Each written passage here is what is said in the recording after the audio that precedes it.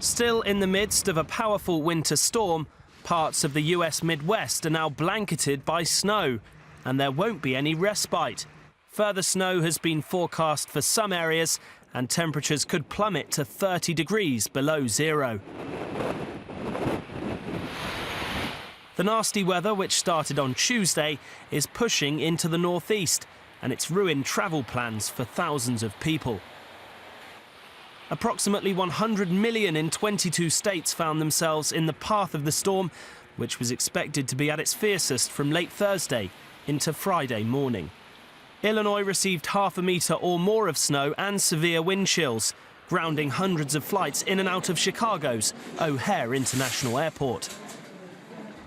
In Chicago's urban areas, 373 snowplows have been mobilised to salt and clear roads. On Thursday alone, police in the state of Michigan received over 500 reports of traffic accidents. Some schools, public libraries and other facilities were also suspended due to the heavy snow.